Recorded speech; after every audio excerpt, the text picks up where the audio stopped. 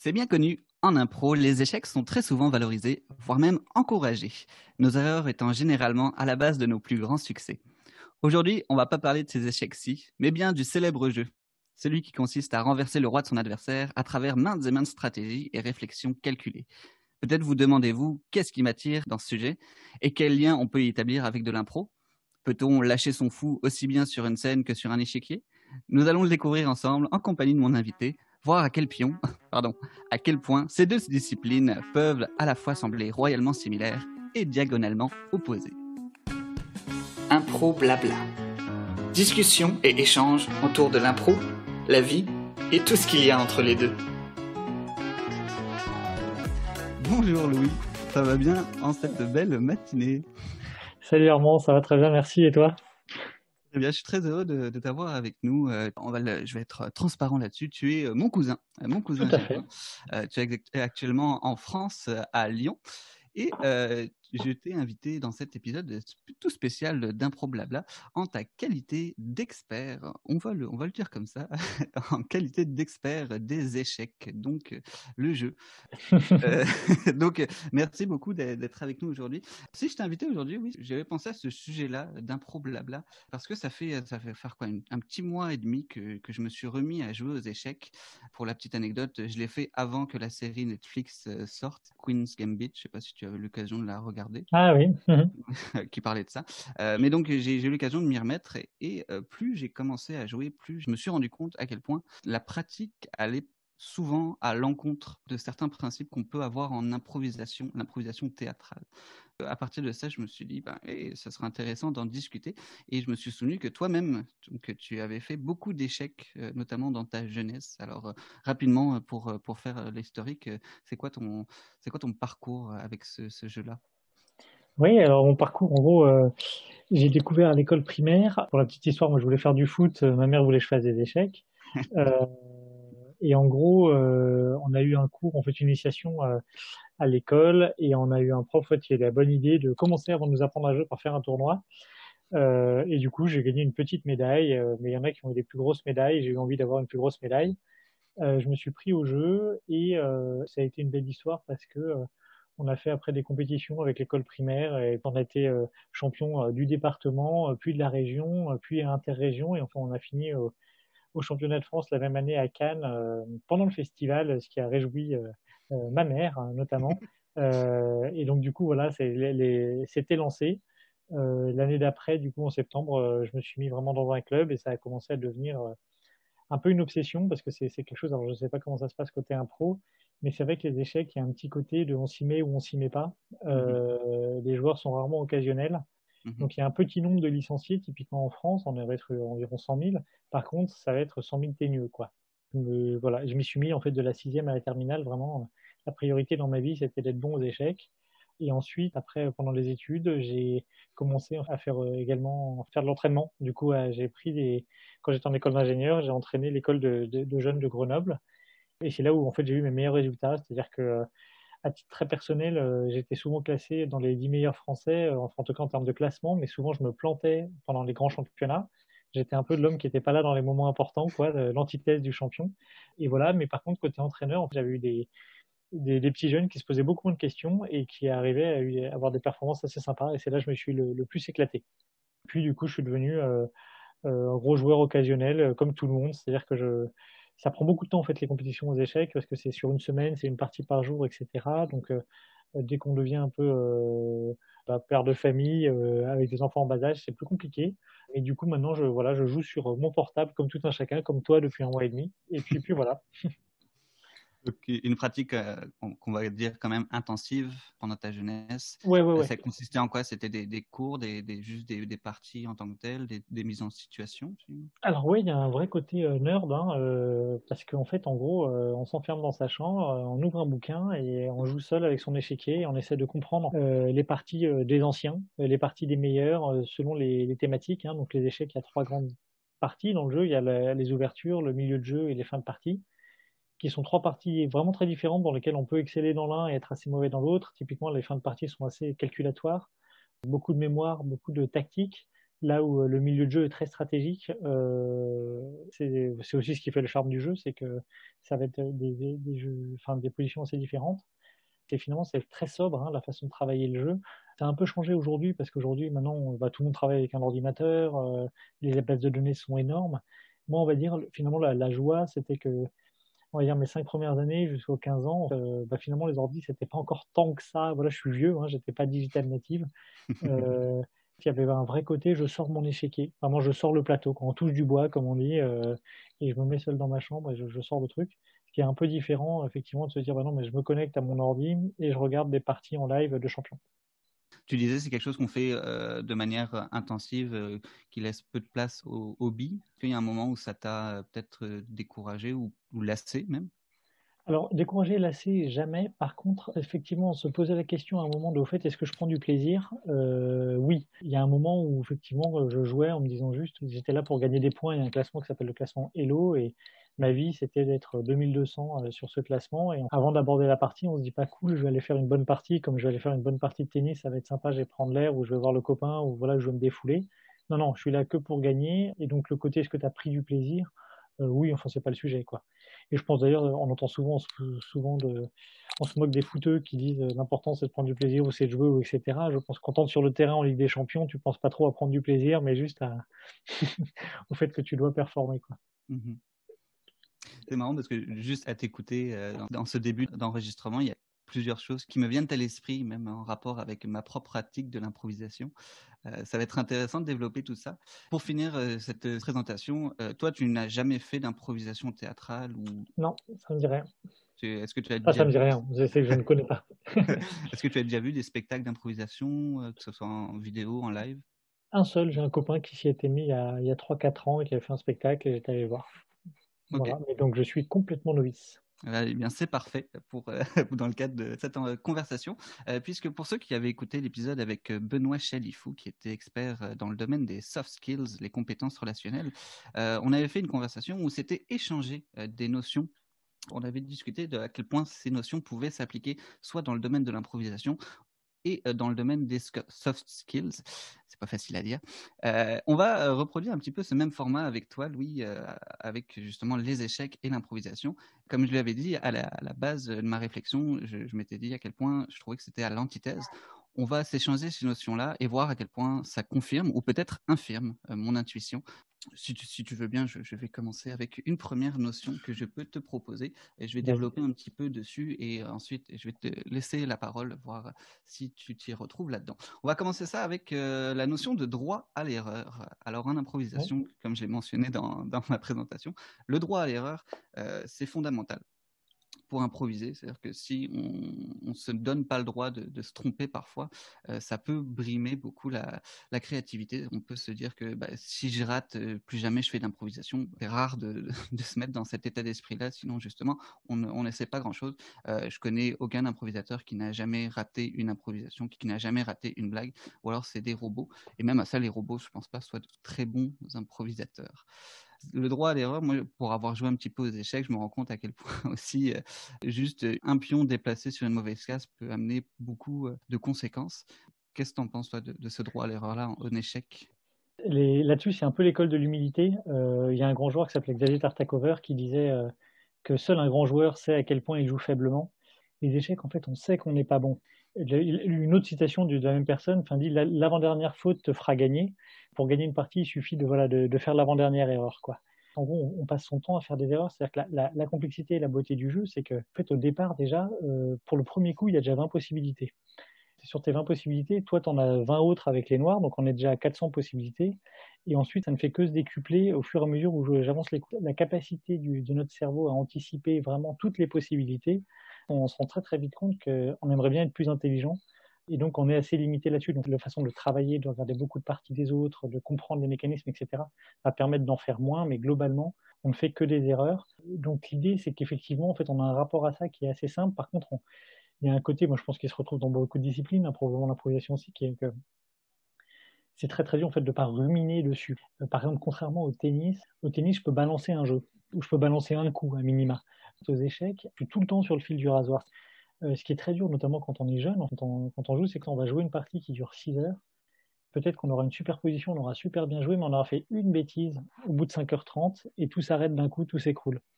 Il n'y a pas ce côté, je lâche le set, je me remets après une erreur et c'est fini.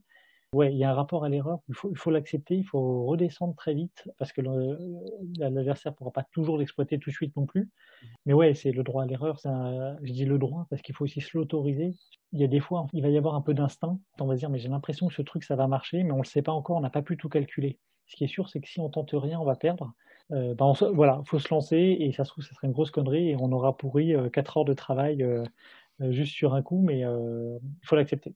Puis je trouve que c'est beaucoup pointé sur les applications comme Lichess, par exemple, sur lesquelles on peut jouer en ligne avec d'autres joueurs. À la fin de la partie, tu peux demander un rapport de partie et ils te disent combien d'erreurs tu as faites. C'est même marqué, tu as imprécision, erreur, et tu as même la notion de gaffe.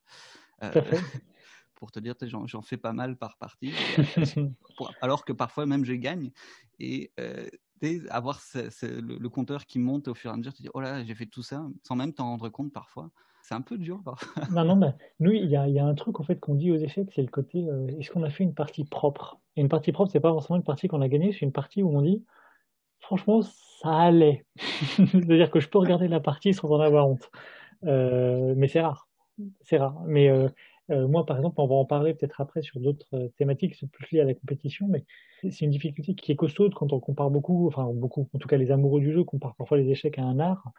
Ce qui est pas simple, c'est de se dire, est-ce que là, je joue cette partie pour la gagner, ou est-ce que je joue pour faire une belle partie?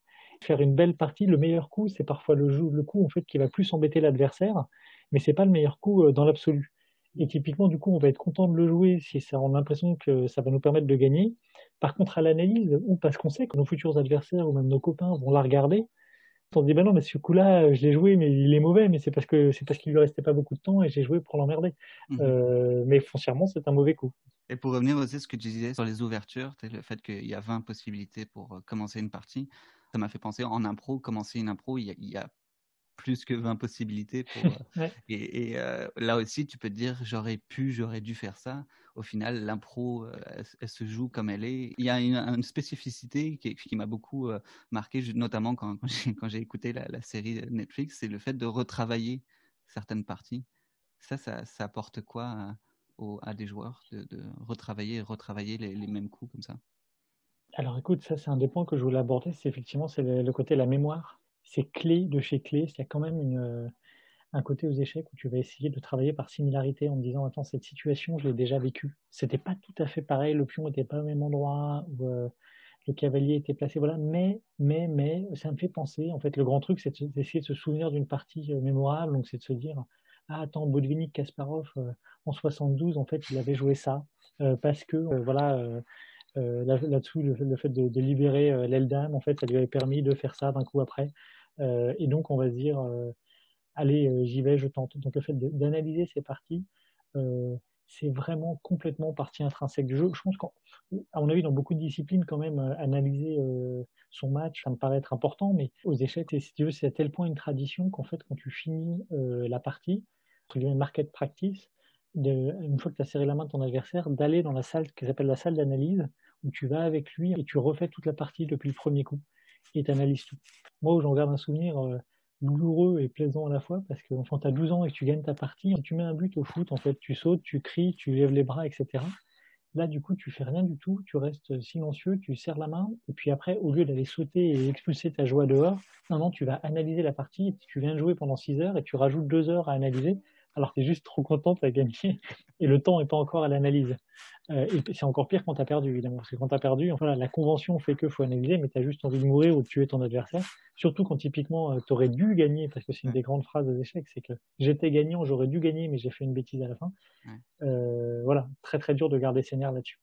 Je m'imagine si on devait retravailler toutes nos improvisations après les avoir filmées, je ne sais pas si beaucoup d'improvisateurs qui auraient l'ego même de faire ça. C'est très dur. Hein. Non, mais c'est très dur. Quand je te disais, c'est une blague et pas une blague à la fois. C'est-à-dire que moi, ça m'est arrivé de me dire, j'ose pas jouer ce coup. Alors, je savais qu'en le jouant, je gagnerais, mais en me disant, si quelqu'un après voit que j'ai joué ça, il va se dire, c'est un charlatan, quoi. Parce que c'était une grosse arnaque, mais sauf qu'il y a un contexte qui est que tu es dans un championnat, c'est la dernière partie, qu'il lui reste 10 secondes, il faut le perturber, il faut pas jouer le coup auquel il s'attend. Et ça, c'est autre chose. On peut passer à ta prochaine. Je ne sais pas si tu voulais aborder justement la mémoire. Eh ben écoute, si, c'était la mémoire que je voulais aborder, parce qu'effectivement, du coup, aux échecs, c'est assez une évidence. Souvent, d'ailleurs, c'est un peu associé. Pour l'impro, peut-être là, je te retourne la question. Du coup, est-ce que en fait, c'est de l'arnaque? Est-ce qu'en fait, vous savez déjà ce que vous allez faire ou est-ce que vous avez plein de réflexes? Nous, ce qui est sûr, c'est qu'aux échecs, on s'en cache pas. Si tu veux, les légendes sur les grands joueurs, c'est tout le temps le même truc, quoi. Ce Kasparov, à 4 ans, il connaissait le bottin par cœur. Cette capacité de mémorisation, là où elle est hyper utile, c'est que l'exemple que je te donnais qui était très pédant de dire c'était Botvinnik, Kasparov en 72 à Helsinki, c'est assez vrai. Quand tu vas bosser, tu vas vraiment essayer de comprendre toutes les parties de Bobby Fischer, comprendre qu'est-ce qu'il faisait et il faut l'engranger, l'engranger, l'engranger. Je te rejoins en partie sur cette notion-là, parce que, comme tu le mentionnais, bon, le classique, souvent, pour un spectateur d'improvisation qui voit un show qui lui a plu, c'est de dire ah, c'était préparé. Généralement, non, dans le sens que une improvisation où tu donnes aucune contrainte ou rien qui part de rien, ça peut être plein de choses et rien à la fois. Mais la notion de réflexe, comme tu l'as mentionné, le fait de plus tu fais de l'improvisation, plus tu développes certains mécanismes de jeu. Tout ce qui est la structure narrative d'une histoire qu'on a en tête, et plus qu'on a fait d'improvisation, plus on sait où est-ce que ça peut aller. Une réplique ou alors une situation, on l'a déjà vécue dans une autre improvisation. Alors on peut se dire, souvent on va pas dire je vais refaire exactement la même. Refaire une même improvisation, souvent c'est jamais gagnant, mais ça nous permet d'envisager d'autres avenues, d'autres possibilités d'histoire ou de situation. Et souvent ça passe plus par l'action que vraiment. Moi, ça a été mon cas. J'ai eu une période où j'allais voir faire ou coacher de l'improvisation quasiment 7 jours par semaine. À force, tu comprends certains rouages qui existent, tu vois comment ça fonctionne. Donc, cette notion-là, un petit peu de bûcher, de travailler la façon de jouer à travers la mémoire, c'est plus une mémoire instinctive, je te dirais. Ouais. Plutôt que de dire ah, il a fait ça, c'est ça que je dois faire, c'est plus il a fait ça, j'ai déjà vécu ça pourrait être ça. Ça se rejoint un petit peu, c'est du travail. L'improvisation, voilà, je me déteste de prononcer cette phrase, mais l'improvisation ne s'improvise pas. Hein. Dans Non, le non, sens que mais ouais, ouais, non, mais ça se tout à travaille. fait. En atelier, on travaille sur certains pans du jeu, la réactivité, la spontanéité. C'est des muscles dans le cerveau qui se développent. Enfin, encore une fois, j'ai pas de preuves scientifiques à ce niveau-là, mais de mon expérience personnelle, les improvisations sont meilleures que quand j'ai commencé. En tout cas, je l'espère. C'est parce que j'ai vu comment ça fonctionnait à travers d'autres expériences, avoir joué avec des personnes plus fortes que moi aussi. Tu te rends compte qu'il y a encore beaucoup à apprendre. Et puis c'est ça aussi que c'est infini. Juste pour finir là-dessus, est-ce qu'il y a un chiffre qui a été établi sur le nombre de potentielles parties qui peuvent être possibles, ou alors c'est vraiment infini? Non, c'est pas infini, mais c'est des trilliards de trilliards. Donc en gros, c'est ce qui a longtemps fait croire que les échecs n'étaient pas solvables, Mhm. comme peut-être le sont le jeu de dames, qui est typiquement c'est des super défis d'un point de vue informatique. Ça se joue maintenant plutôt sur l'intelligence artificielle, c'est-à-dire sur le côté où l'ordi va comprendre en fait et va se mettre à notre place en ayant digéré énormément de parties, en comprenant les mécanismes. Ok, Mais en tout cas, ça reste des challenges intéressants en informatique parce que ça prend ok. beaucoup de mémoire, même pour des monstres. Sur cette notion justement d'anticipation et d'émotion, ça va me permettre de faire la transition avec ma prochaine notion que je vais te soumettre, à savoir la spontanéité.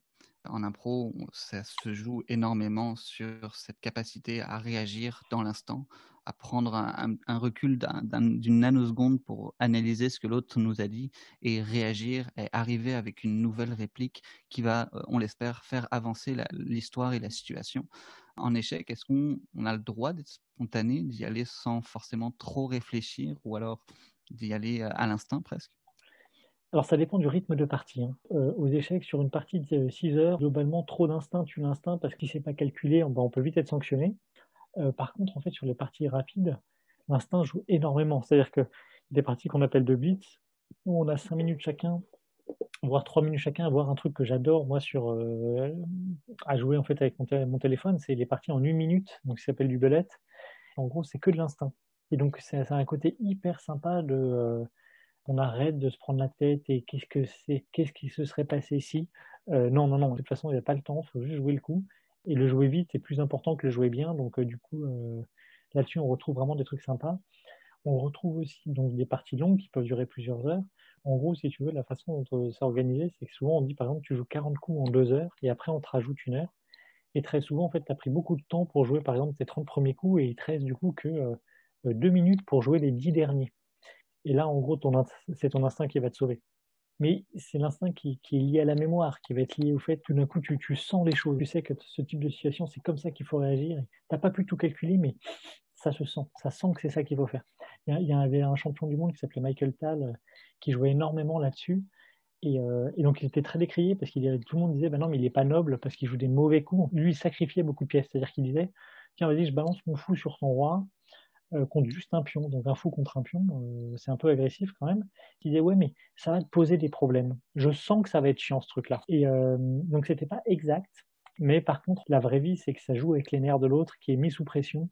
Et puis en plus, il y a une pression, du coup, parce que comme l'autre, on sait qu'il a fait un sacrifice, du coup, en fait, on est mieux d'un point de vue matériel, donc on est censé gagner. Donc ça enclenche d'autres mécanismes que juste en fait qui est foncièrement le meilleur. Donc ouais, la spontanéité, c'est génial. Mais je dirais, c'est comme tout. Je refais une analogie tennis, mais avant d'être spontané sur un coup, un peu un coup de génie, il faut déjà savoir faire ton coup droit, ton revers, un peu se servir. Enfin, faut avoir des fondamentaux qui sont déjà un peu solides pour que spontanéité ne rime pas juste avec grosse connerie, quoi. On fera sûrement un impro blabla tennis également à un moment donné. Est-ce que tu t'en es arrivé à faire ces parties rapides? Ben moi, typiquement, j'étais dans un cadre, j'étais bien meilleur sur les parties rapides que sur les parties longues. Parties longues, je pense que j'en mettais énormément de pression.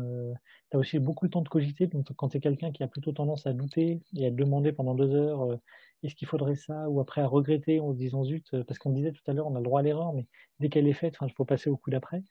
C'est très dur en fait quand on est seul sur sa chaise de pas ruminer la connerie qu'on vient de faire. Typiquement, le fait de dire là il faut jouer vite, ça me rendait vachement service et vraiment c'est-à-dire qu'en termes de classement, c'était des classements séparés, j'étais bien meilleur sur le rapide que sur le long.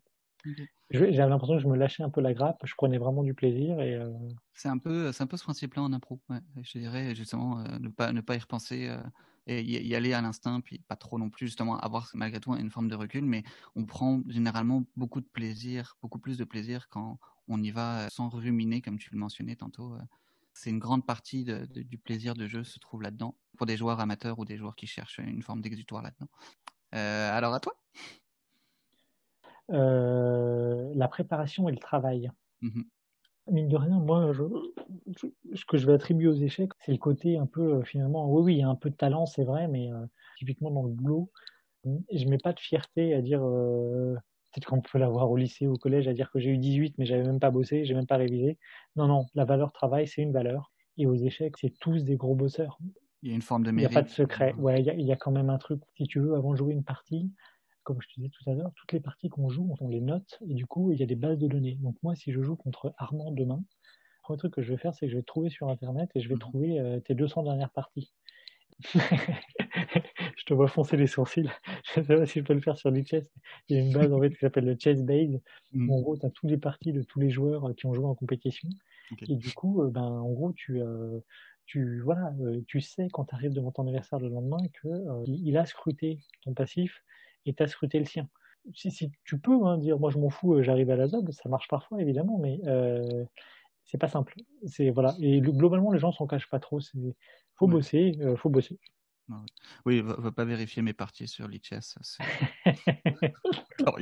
Mais pour revenir sur ce que tu mentionnes, c'est sûr que nous, on n'a pas une base de données en impro. Avant de jouer contre une équipe, je vais pas aller faire l'analyse tactique, il faut jouer comme ci, comme ça. C'est même presque contre-intuitif, je te dirais. Mais j'en reviens à ce que je disais sur le travail. Les génies de l'impro, ça existe. Tu peux avoir un talent inné, mais ce talent inné, il pourra fonctionner pendant un temps, mais il faudra malgré tout que tu le développes à un moment donné. Si tu restes toujours sur tes acquis, des jeunes improvisateurs qui étaient extra lors de leurs premières improvisations, quelqu'un qui a une étoile lors de son premier match, ça ne veut pas dire qu'il est forcément déjà arrivé au bout, il n'a plus rien à prouver. Au contraire, il faut toujours que tu saches te renouveler, puis être capable de surprendre les autres, puis en même temps de te surprendre. Je sais pas si aux échecs tu peux te surprendre. Est-ce que ça t'est déjà arrivé ça? Ouais. Moi, par exemple, j'étais un joueur très positionnel, donc j'adorais le milieu de jeu, la stratégie, etc. L'aspect purement tactique, moins, mais parfois les éléments font qu'en fait, là, c'est là-dessus que tu es attendu ou que la partie prend une tournure que tu n'avais pas anticipée.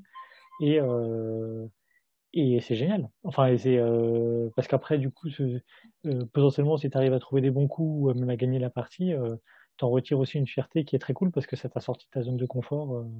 Mais ça, c'est génial aussi. Tu viens de mettre le doigt sur la zone de confort. En impro, on progresse en se sortant constamment de sa zone de confort. C'est-à-dire qu'une Ouais, fois qu'on pense qu'on a compris quelque chose, c'est bon, ok, ben, maintenant je mets ça de côté et je vais explorer d'autres choses.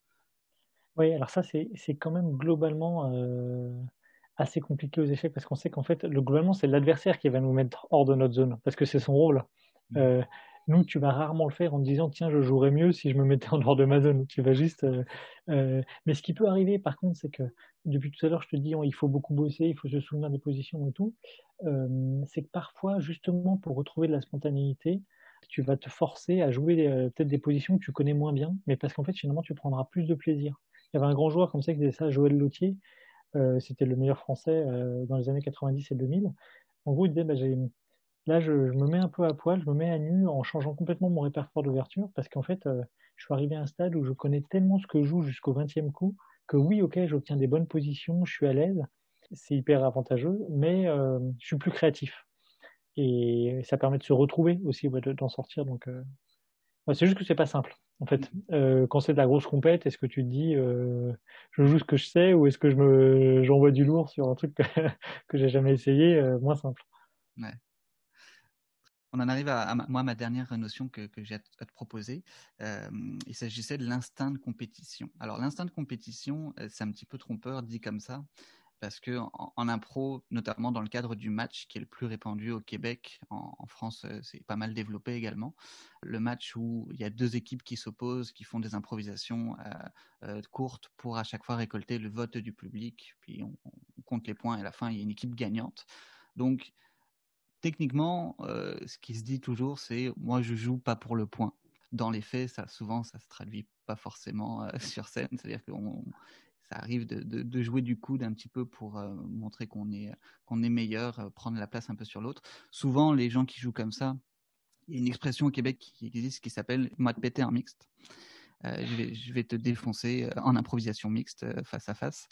C'est pas forcément très agréable. C'est souvent dit sur un second degré, mais parfois pas tellement. Donc cet instinct de compétition aux échecs, il existe. Tu l'as mentionné tout à l'heure aussi. Souvent, c'est je joue pour gagner. Est-ce que malgré tout, il y a une façon de jouer face à l'autre, mais avec l'autre? Non, on joue jamais avec l'autre. On joue jamais avec l'autre. euh, c'est juste que comme tout le monde, hein, comme quand tu fais, genre, je repars encore du tennis, mais s'il y a un gros match, une belle empoignade qui est en cours, en fait, on est tous les deux au courant qu'on est en train de faire un truc cool. Mais globalement, non, je joue contre toi. Par contre, je joue aussi beaucoup contre moi. C'est ça qui est compliqué. Si je te parlais du meilleur coup, c'est une vraie complexité, hein. C'est parce que si tu prends le jeu un peu comme un art, sans parler, sans être prétentieux sur vraiment, je pratique un art noble, etc. Mais va te dire à un peintre en fait de faire un truc sale pour gagner, enfin non quoi. Il y a un truc de côté moi l'instinct de compétition par exemple, je sais qu'il m'a manqué, mais c'est terrible en fait. Je le vivais hyper mal parce que le côté j'ai envie de faire une belle partie et jouer des coups justement jouer le coup qui va emmerder l'adversaire à l'instant T parce que c'est celui qui va le faire se planter parce que qui limite c'est un coup derrière la ceinture, mais bon, bah, sous la ceinture, je sais pas comment on dit. Euh, mais ouais, bah, en fait, il faut savoir le faire. Faut savoir le faire parce que c'est une compète, quoi, et c'est pas un coup interdit. Et moi, je sais que j'en manquais, c'est-à-dire que j'avais un côté je préférais, ou je sais pas, j'étais plus à l'aise à jouer le coup qui me paraissait être le meilleur coup, entre guillemets, dans l'absolu, et pas le coup suivant la situation qui était que là, il était en stress. Que parfois, quand tu es jeune, tu sais, les gens, aux échecs, c'est marrant, le mec pleure pendant la partie parce qu'il vient de jouer une boulette en fait et il s'en rend compte et il pleure et du coup est-ce que tu essaies de l'achever à ce moment-là ou est-ce que tu te dis ça m'est arrivé, hein, je me souviens contre un futur maître il s'est mis à pleurer, il était tout petit, il avait 8 ans, j'en avais 14, enfin je m'en suis voulu, je me suis dit mais est-ce que vraiment faut que je joue ça et tout et en fait après j'ai refait une connerie après, j'ai perdu, bah, j'étais bien dégoûté. Non, l'instinct de compète c'est moi en fait c'est un truc qui m'avait appris entre guillemets dans la vie sur ça, c'est que c'est pas forcément le meilleur qui gagne. Il y a un vrai côté, c'est celui qui a le plus envie de gagner aussi. Ça va jouer, c'est-à-dire que c'est une lutte, quoi. Donc ça a été un vrai apprentissage, mais douloureux. Écoutant, je me rends compte à quel point vraiment c'est un jeu de psychologique aussi. Ah ben, c'est une guerre, hein. Là-dessus, ce qui est hyper dur, en fait, c'est que tu passes 6 heures à te regarder les yeux dans les yeux. Donc, tous les faits et gestes sont scrutés par l'autre. Donc, il y avait un truc tout con, c'est aussi à quel point tu montres, si tu veux, tu montres en fait tes émotions. C'est-à-dire que là, je te disais, il pleure, ben, ça c'est quand t'as 8-10 ans, mais même adulte, là, on joue l'un contre l'autre, tu fais une boulette. Est-ce que, en fait, facialement, tu vas exprimer quoi que ce soit? Est-ce que ta main va commencer à se voir? Est-ce que tu te tiendras un peu moins droit? Est-ce que quand tu écris ton truc sur ta feuille, en fait, je vois que ton écriture elle est un peu plus saccadée et je sais, en fait, on sent du coup comment t'es. Et du coup, c'est pour ça que je te dis que le meilleur coup, si je sens que tu es dans un moment où tu es un peu fébrile, peut-être que le meilleur coup, par exemple, ça va aussi consister à appuyer fort sur l'échiquier, à claquer la pièce contre le bois. Ouais, et à appuyer fort sur la pendule pour montrer que tu es fort, tu vois. Mais tu t'envoies un message très fort. Je te montre en fait, je suis hyper serein, que là, je pense que je vais gagner, que je viens de jouer un coup super. Alors que si je joue mon coup en tremblant et en te regardant dans les yeux, en ayant peur que tu joues, bah, toi, t'as pas la même attitude en face, quoi. Oui. Ça se joue aussi beaucoup sur mettre sous pression l'autre. En impro, si je me dis je vais mettre mon adversaire, enfin l'improvisateur en face de moi sous pression, c'est peu recommandé. Enfin, pour l'expérience en tant que telle, l'autre va pas forcément apprécier, même le spectacle va s'en ressentir. C'est si on, Ouais, s'il y en mais a un nous, qui... c'est pas un spectacle. Ah ouais, Nous, c'est c'est vrai. pas un spectacle, en fait. Je suis pas là pour plaire à quelqu'un. Non, non, mais je pense que ça joue. Tu vois, là, cette fois, je fais une analogie foot, mais c'est comme effectivement le Real de Madrid, il faut qu'il gagne, il faut que ça soit beau, sinon les supporters sont pas contents. Si t'es en mode, il y a que le résultat qui compte, la qualité de la partie derrière, on s'en fout, là. On était là pour prendre les 3 points. Tant pis pour le spectacle. Ouais, c'est ce genre de truc qu'on n'entend pas souvent en impro. On veut éviter. Ouais, ouais.